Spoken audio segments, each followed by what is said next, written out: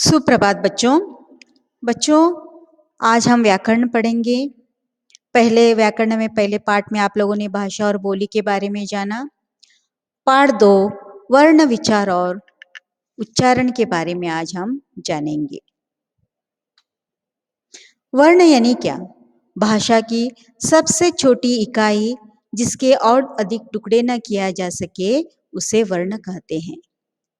भाषा ऐसी है बच्चों जिसे हम क्या है उसके टुकड़े कर सकते हैं, बांट सकते हैं, लेकिन जिसकी सबसे छोटी इकाई वो कौन सी है? वो वर्ण है।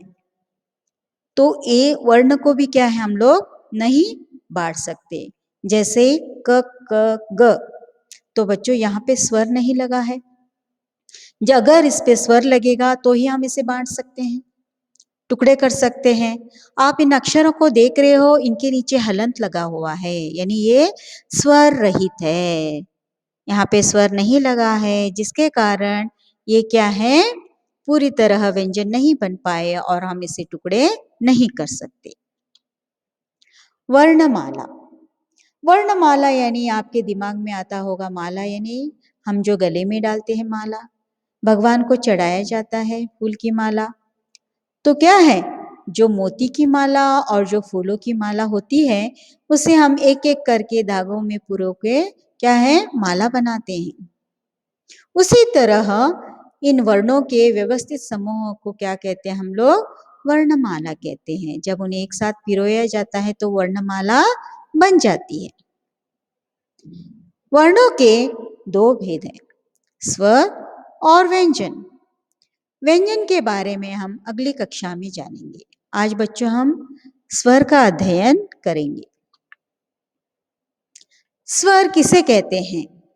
जिन वर्णों के उच्चारण के समय मुख से बिना किसी रुकावट के हवा निकलती है उसे स्वर कहते हैं। यानी बच्चों उच्चारण में किसी अन्य वर्ण की सहायता नहीं ली जाती।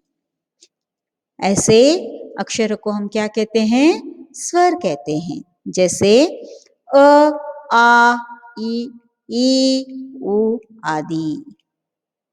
ये हमारे स्वर है जिसे हम उच्चारण जब करते हैं तो हमारे उच्चारण में कोई भी रुकावट नहीं आती। ये हवा के द्वारा मुख से बाहर निकलती है। स्वर को भी 3 भागों में बांटा गया है। इसके भी 3 भेद है। कौन कौन से? ह्रस्व स्वर, दीर्घ स्वर और प्लुत स्वर। ह्रस्व स्वर किसे कहते हैं बच्चों?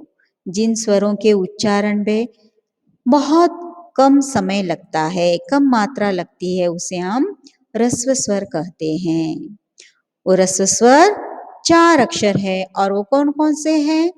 अ, ई, उ, री।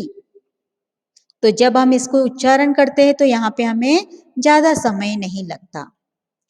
इसके बाद आता है दीर्घ स्वर। दीर्घ स्वर किसे कहते हैं? जिन स्वरों के उच्चारण में क्या है, ह्रस्व स्वर से दुगुना समय लगता है, उसे दीर्घ स्वर कहते हैं।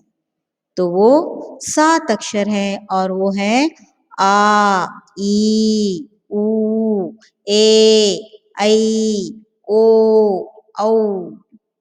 तो ये 7 अक्षर है, दो दीर्घ स्वर में आते हैं। प्लुत स्वर यानी क्या? प्लुत स्वर में ये 2 स्वरों से क्या है, तिगुना समय लगता है।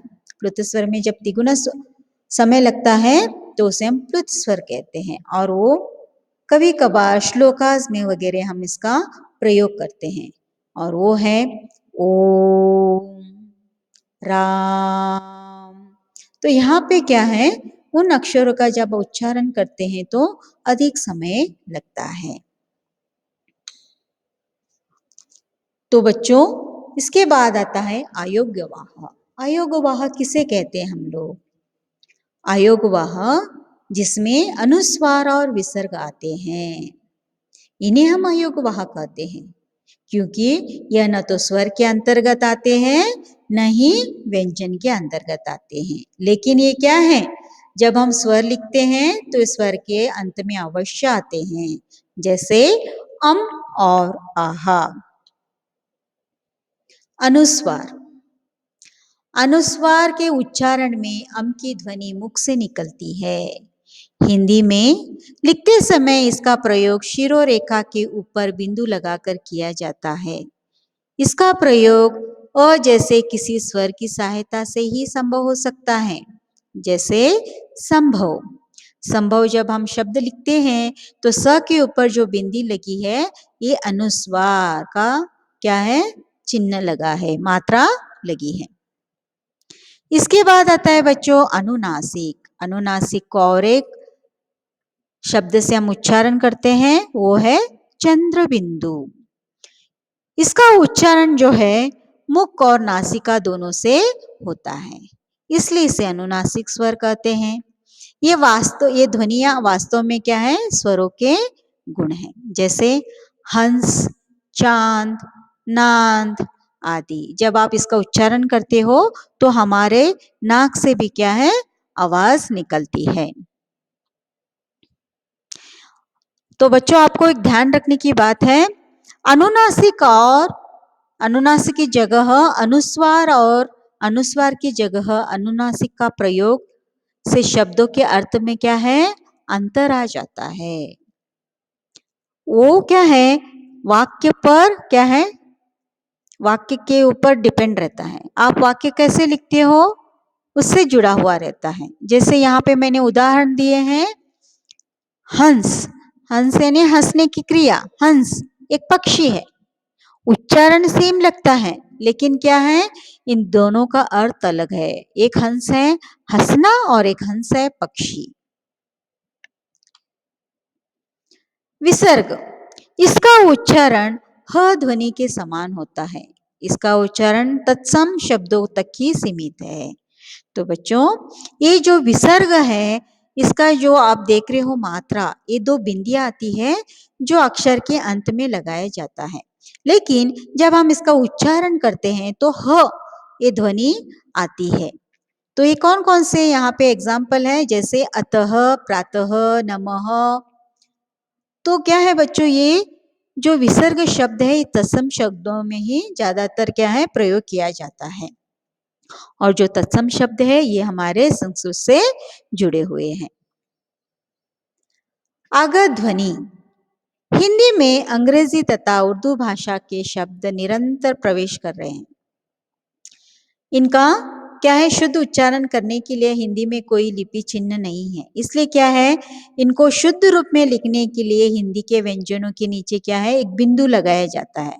उसे हम बच्चों क्या कहते हैं, नुक्ता। यहाँ पर आप देख सकते हो क के नीचे ये हमारी आम व्यंजन है जो हम लिखते हैं, लेकिन उसके जब नीचे इस तरह बिंदी लगाई जाती है उसे नुक्ता कहते हैं और उसका उच्चारण भी क्या है, अलग हो जाता है। अर्धचंद्रकार, तो बच्चों जिस तरह चंद्र बिंदु होता है उसी तरह ये अर्धचंद्रकार होता है, लेकिन इसके ऊपर बिंदु नहीं होती। हिंदी भाषा में जब अंग्रेजी भाषा के कई शब्द आ जाते हैं, जब हम उसका प्रयोग करते हैं तो उस वक्त इस ध्वनि का क्या है, वहां पे इस चिन्ह को लगाया जाता है। जैसे डॉक्टर, कॉलेज, ये शब्द जो है बच्चों इंग्लिश शब्द हैं, लेकिन जब हम इसका उच्चारण करते हैं तब इस तरह का क्या है, अर्धचंद्रकार लगाया जाता है। तो बच्चों कल हम अगली कक्षा में देखेंगे कि मात्राएं क्या हैं और व्यंजन क्या है, इसके बारे में हम जानेंगे। आज के लिए इतना ही बच्चों, धन्यवाद बच्चों।